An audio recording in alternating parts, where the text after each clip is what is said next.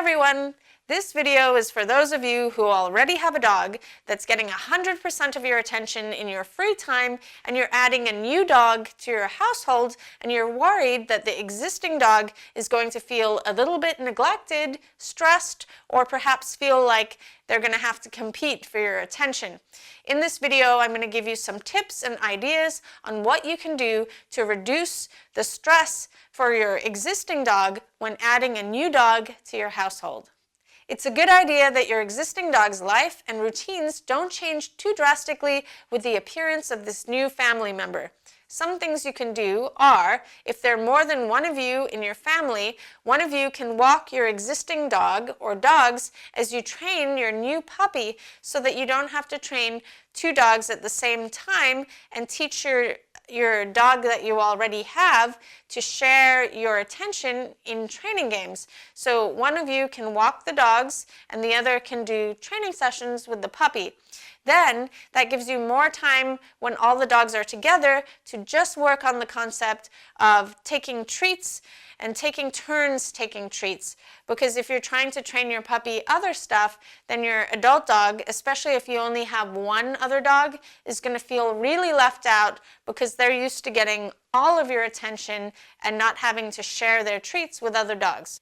Another thing that you can do is starting day one when you get your new puppy or adult dog is begin teaching them to be inside a large pen or behind a barrier so your other dog or dogs are having their normal life going on as it usually did. Maybe they like to lay on the couch in the evening and watch TV with you, and the new member is getting used to this setup because they've never been in your house before and they don't know that everyone likes to lay on the couch and watch TV at night, and your existing dogs can have their same habits that they've usually been doing, and this new dog can learn to be in a pen or behind a barrier and get reinforced for settling on a mat or playing with his toys.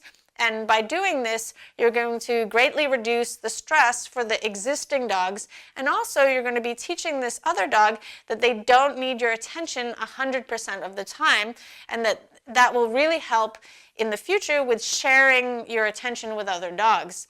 And also, being able to be left alone or separated from you. So another thing that's also really important is working on separation training with your new puppy or adult dog. And while working on this training, you can actually be giving the dogs you already have that one-on-one attention that they really need during this time. So I think it's extremely important that when you get a new puppy or adult dog, that you give your other dogs more attention than you usually would. So one thing you can do is what I did with my puppy is I would put my puppy in my office in a pen with his toys and his bed and his water bowl for some alone time, turn some music on, shut the door, and then for a couple of hours I would play with my other dogs or take them for a walk and give them their one-on-one attention while the puppy was put away. Then when I got home, what I could work on is teaching the dogs to share me. So one game I would play, which I'll link at the end of this video, is taking turns taking treats. So teaching the dogs to wait their turn for a treat. The other game that's really good is, and I do it with all the puppies and adult dogs that I ever get, the first game they learn is to wait while the dogs you already have do a training session. So the dogs that I already have could learn behaviors that they'd already worked on and that were really easy. So I'd ask them to do different behaviors, and then the new family member would learn to just settle on a bed and receive treats for watching the training session. Now, when you work on this first with your new puppy, it's going to be an amazing skill for that puppy to have down the line because they're going to be less frustrated when they have to share your attention, and also during training sessions.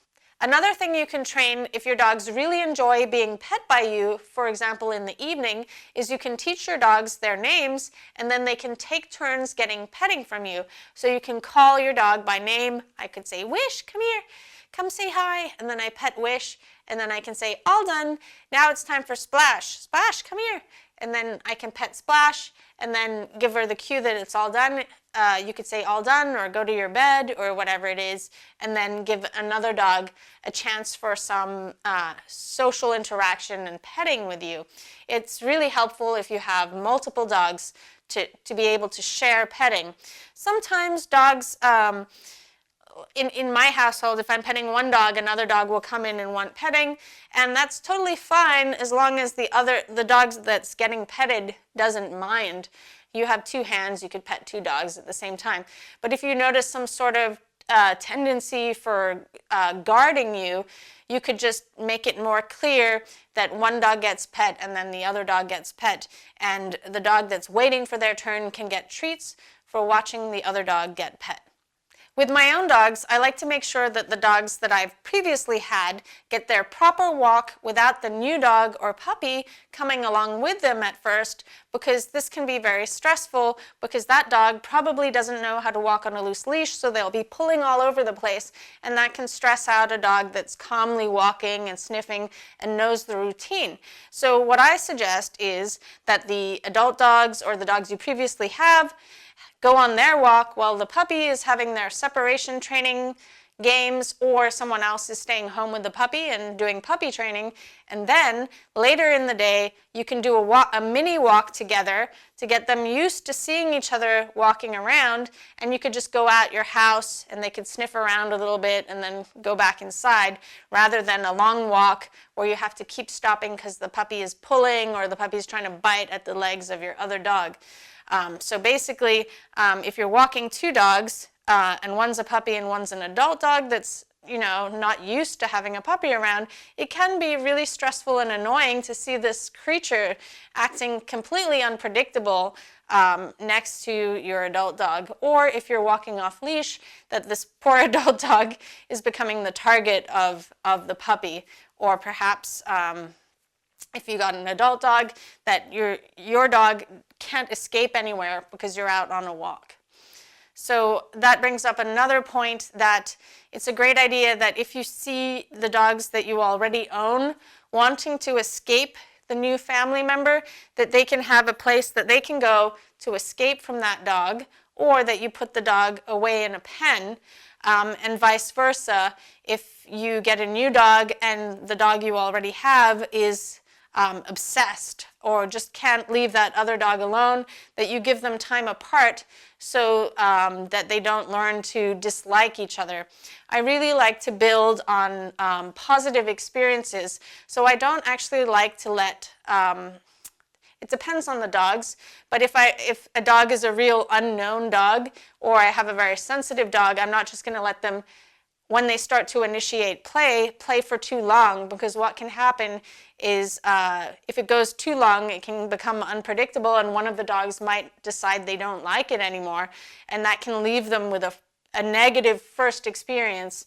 So I much prefer that they maybe just play bow, then I interrupt it, give everybody treats, and just keep building on that so they have short, fun experiences with each other where they're wanting more rather than going, wow, we played for so long and then that dog just started biting at my neck and I hated it. I don't think I ever want to play with that other dog again.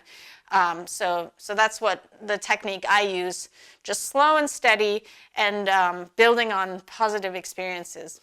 If you have a dog with issues such as resource guarding, fear, reactivity, or aggression towards other dogs or people, I suggest getting in contact with a veterinary behaviorist or a professional dog trainer that doesn't use any forms of physical or psychological intimidation to help you with this training. In this video, I'm going to show you how you can teach your puppy to be polite with food around other dogs and wait their turn when you're giving out treats for either fun or for training. Okay, so it's really important to teach your dog how to take treats, and I'll have a link in the description on a tutorial on how to teach your dog to take treats nicely and also how to understand the treat delivery. So this little puppy knows that if he's laying calmly, I can go and place the treat between his paws like that and he can eat the treat. This treat delivery, where your puppy's laying down and you're putting the treat down on the ground, is the easiest position to begin with, because if your puppy is standing up, they naturally gravitate to where the treat is. So if you're going to try and feed another dog while your puppy's standing up, it can be harder.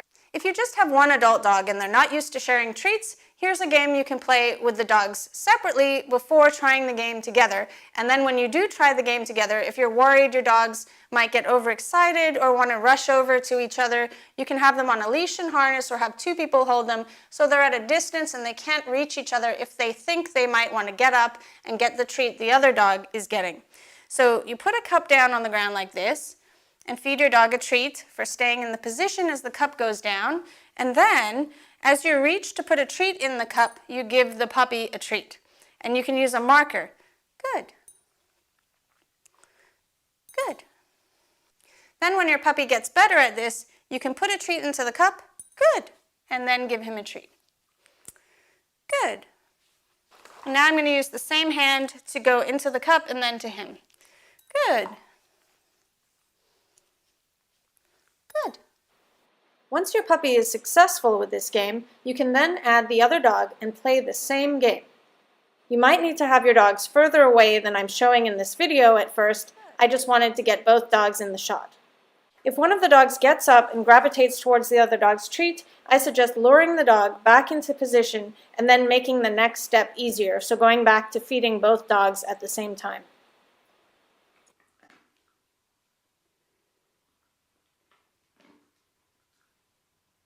If you have a dog that guards food and you think might become aggressive with this game, it's important to contact a positive reinforcement trainer to help you with this exercise, as you might not be able to read the warning signs that the exercise is too stressful for your dog, and it could lead to your dog getting worse with his guarding rather than better.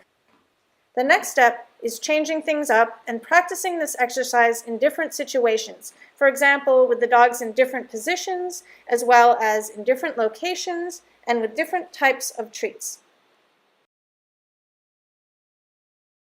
Choose an area where you want your dogs that are not working to wait.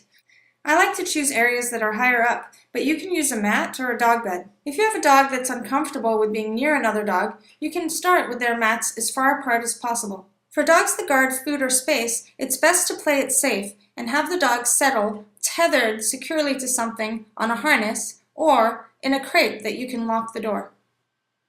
Getting started. I like to use luring, which then turns into pointing. So lure the dog up onto an object and click and reinforce the dog for staying there while you are the distraction. Start out by making slow, calm movements and then more excitable movements. Once your dog is succeeding with your distractions, you can add a dog. At first, have your dog do very calm behaviors and then increase the excitability. You don't want to work on anything new with the dog that you're working with, because the dog that you're paying the most attention to is the one on the couch, and the dog you're working with could get slightly frustrated. At first, the dog on the couch is going to get a treat for every single behavior that the working dog does. This is because even though the working dog might not be getting a treat, it's very excitable to watch another dog moving. As your dog succeeds, you'll do more behaviors with the working dog before both of them get a treat. And you'll start to give the dog that's working a treat and no treat to the dog that's settling. So the dog that's settling only gets a treat sometimes. Don't always make the criteria harder and harder for the dog on the couch. Otherwise, they can get frustrated and want to jump off. Good girl.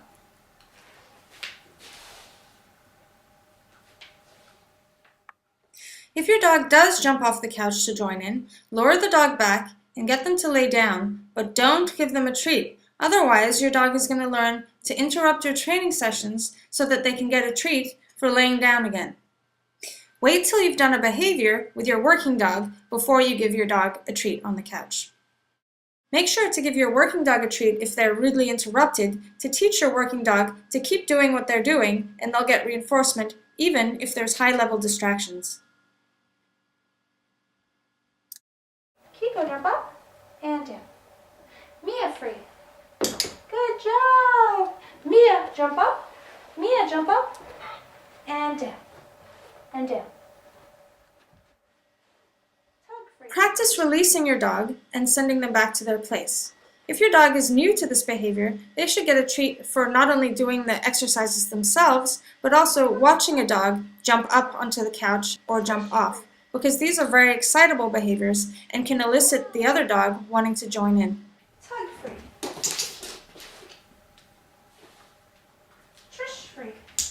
I hope you found this video helpful for your training. If you'd like to support my work, don't forget to like, comment, and subscribe to my channel. You can also become a supporting member of Channel Kikopup by clicking the join button. See you later, guys.